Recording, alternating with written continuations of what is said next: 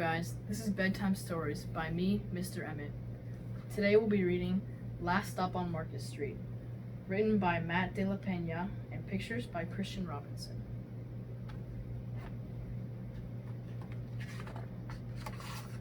Last Stop on Market Street. For Luna and her two grandmas, Roni and Grace. CJ pushed through the church doors, skipped down the steps.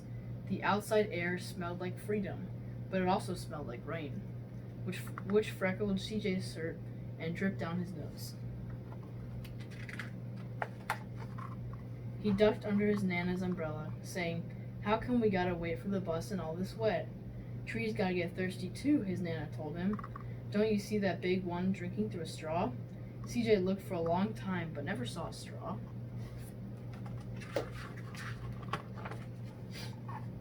From the bus stop, he watched water pool on flower petals, watched rain patter against the windshield of a nearby car.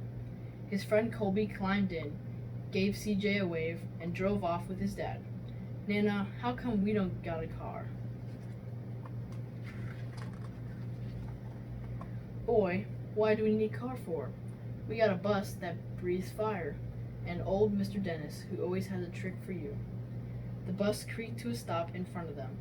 It sighed and sagged, and the doors swung open. "What's that I see?" Mr. Dennis asked. He pulled a coin from behind CJ's ear, placed it in his palm. Nana laughed her deep laugh and pushed CJ along. They sat right up front. The man across the way was tuning a guitar. An old woman with curls had butterflies in a jar.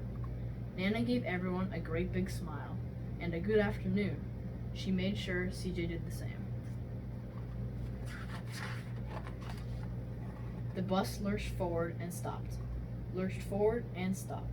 Nana hummed as she knit. "How come we always gotta go here after church?" CJ said. "Miguel and Colby never have to go nowhere." "I feel sorry for those boys," she told him. "They'll never get a chance to meet Bobo or the Sunglass Man. And I hear Trixie got herself a brand new hat." CJ stared out the window, feeling sorry for himself. He watched cars zip by on either side. He watched a group of boys hop curbs on bikes. A man climbed aboard with a spotted dog. CJ gave up his seat. "How come that man can't see?" "Boy, what do you know about seeing?" Nana told him. "Some people watch the world with their ears." "That's a fact. Their noses too," the man said, sniffing at the air. "That's a mighty fine perfume you're wearing today, ma'am." Nana squeezed the man's hand and laughed her deep laugh.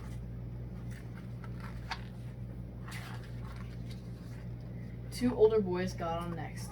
CJ watched as they moved on by and stood back. "Sure wish I had one of those," he said. Nana set down her knitting. "What for? You've got the real live thing sitting across from you. Why don't you ask the man if he'll play us a song?" CJ didn't have to. The guitar player was already plucking strings and beginning to sing. "To feel the magic of music," the blind man whispered. "I like to close my eyes." Nana closed hers too. So did CJ and the spotted dog. And in the darkness, the rhythm lifted CJ out of the bus, out of the busy city. He saw the sunset colors swirling over the crashing waves. He saw a family of hawks slicing through the sky, saw the old woman's butterflies, dancing free in the light of the moon.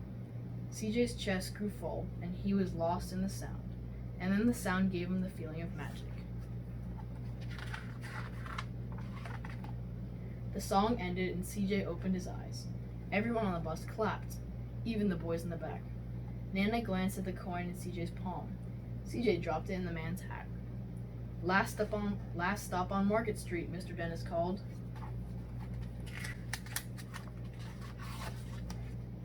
CJ looked around as he stepped off the bus. Crumbling sidewalks and broken down doors, graffiti-tagged windows, and boarded-up stores. He reached for his Nana's hand. "How come it's always so dirty over here?" She smiled and pointed to the sky. "Sometimes when you're surrounded by dirt, CJ, you're a better witness for what's beautiful."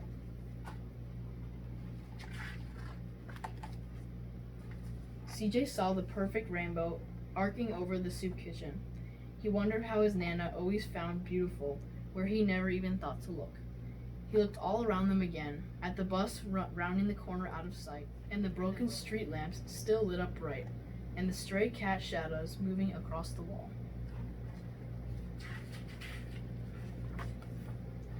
When he spotted their familiar faces in the window, he said, "I'm glad we came." He thought his Nana might laugh, her deep laugh, but she didn't. She patted him on the head and told him, "Me too, CJ. Now come on."